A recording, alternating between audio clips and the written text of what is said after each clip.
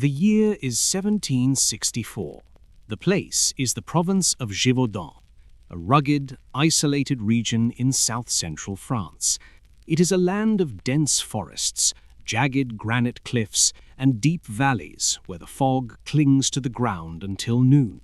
It is a place where the peasants live in fear of the wolves, but soon they will learn to fear something much worse. It began in June. A young woman named Jeanne Boulet was tending her sheep in a pasture near the village of Les Oubacs. She was 14 years old. The sun was setting, casting long shadows across the valley. She never came home. When the villagers found her body, they were horrified. Her throat had been torn out, but this was not the work of a wolf. A wolf kills to eat, and it kills quickly. This was a massacre. The bite marks were massive, far too large for any wolf known to the locals. It was the first stroke of a nightmare that would grip France for 3 years.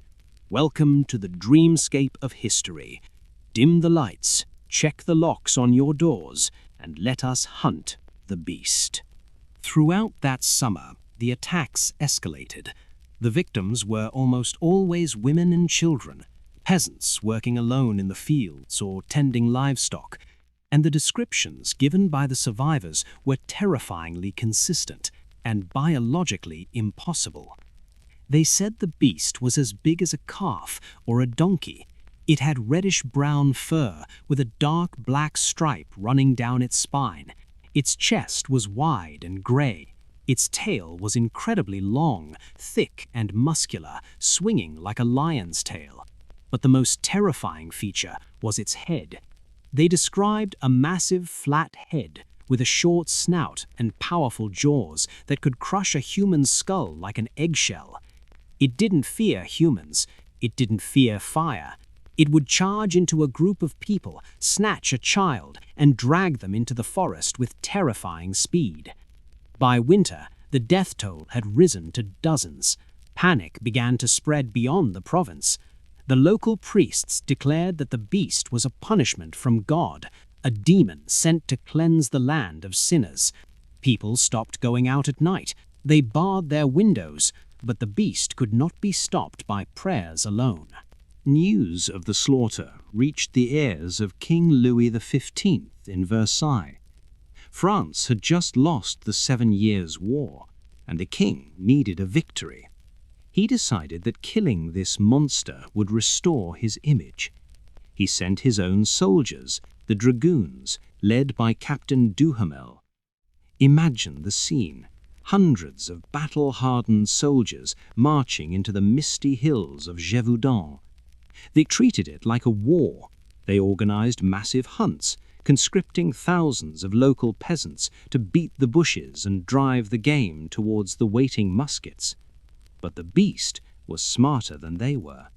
It seemed to know the terrain better than the locals. It would vanish into the swamps or slip through the lines of soldiers like a ghost. On several occasions, soldiers claimed to have shot it. They saw it fall, but every time they approached, it would leap up and disappear into the thicket, leaving nothing but a trail of blood that eventually stopped. The soldiers were humiliated. The mighty French army was being outsmarted by an animal. As the snow fell in 1765, the attacks became even more brazen. But the people began to fight back. In January, a group of pre-teen children, led by a brave boy named Jacques Portefeuille, were attacked while tending cattle. Instead of running, they grouped together. They used sticks with knives tied to the ends, stabbing at the beast's face, driving it back until it fled.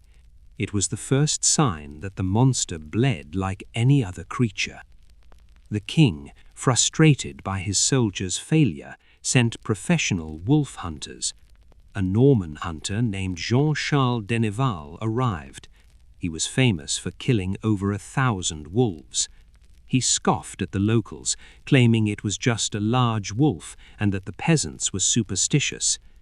He spent months setting traps, poisoning bait, and waiting in the moonlight. He killed many wolves, but the killings of humans continued. The beast was still out there. It was becoming a legend, a phantom that could not be killed by iron or lead. And the king was running out of patience. He was about to send his own personal gun-bearer, the deadliest shot in the kingdom, to end the nightmare once and for all. By June of 1765, King Louis XV was tired of the embarrassment. The newspapers of Europe were mocking him. How could the greatest power in Europe be held hostage by a wild dog? He recalled the failed hunters and played his final card. He sent Francois Antoine, the lieutenant of the hunt, the king's own gun-bearer. Antoine arrived with the authority of the crown. He brought gamekeepers, bloodhounds, and weaponry fit for a battlefield. He didn't just hunt, he laid siege to the forest. For 3 months he scoured the woods, methodical and ruthless. On September 20th, in the woods of the Abbey of Chazay, his patience paid off. His dogs flushed out a massive wolf. It was huge, nearly twice the size of a normal timber wolf. Antoine raised his heavy musket, took aim, and fired. The beast fell. It was not dead immediately and charged Antoine, but was finished off by a shot from his nephew. The carcass was magnificent. It measured nearly 6 feet long. They declared victory. This must be the monster. They packed the body in salt and rushed it to Versailles. The king was delighted. The beast was dead. Antoine was a hero. The court applauded, and the people of Givaudan were told they were safe. But the people of Givaudan knew better. They looked at the carcass of Antoine's wolf and shook their heads. "It is big," they whispered, "but it is not him. The true beast had a black stripe. The true beast had a flat head. This was just a large wolf." Their fears were confirmed just 2 months later. In December, the snow turned red again. 2 boys were attacked, then a young woman. The attacks had resumed, and they were more vicious than ever. It was as if the beast had been offended by the celebration of its death. The king, however, refused to listen. He had already declared the beast dead. To admit it was back would be to admit he was wrong. He ignored the pleas from the province. The people of Givaudan were now truly alone, abandoned by their king, left in the dark with a monster that had seemingly risen from the grave. For another year, the slaughter continued. Over 100 people had now died. The local nobility decided to organize one final, desperate hunt. It would not be led by soldiers or outsiders. It would be led by a local man, a man named Jean Chastel. Chastel is a mysterious figure in this history. Some say he was a quiet, pious man. Others rumored that his own son kept exotic dogs, and that perhaps the beast was closer to home than anyone suspected.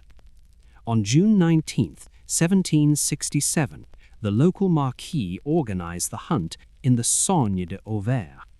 Jean Chastel sat in a clearing, reading his prayer book. According to the legend, he saw the beast emerge from the brush. It didn't charge him. It stopped and looked at him, almost as if it recognized him. Chastel closed his book. He raised his gun. Legend says he had loaded it with a bullet made of melted down silver, blessed by a priest, a bullet for a werewolf. He fired. The shot hit the beast in the shoulder, piercing the heart. The monster that had terrorized France for 3 years, the creature that had evaded armies and royal hunters, fell dead instantly.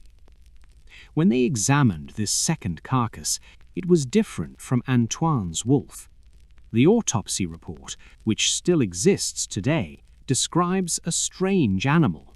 It had very short, reddish hair, a terrifyingly wide jaw, and its skull was unlike a wolf's. Inside its stomach, they found the remains of a small child. There was no doubt this time. The nightmare was over. But what was it? Historians and biologists have argued for centuries. Was it a surviving hyena escaped from a menagerie, a young lion, or was it, as some suspect, a wolf-dog hybrid trained by a human to kill? The fact that it stood still for Jean Chastel suggests it might have been a trained animal meeting its master. The body was sent to the king, but it rotted on the journey. It was buried in an unmarked grave.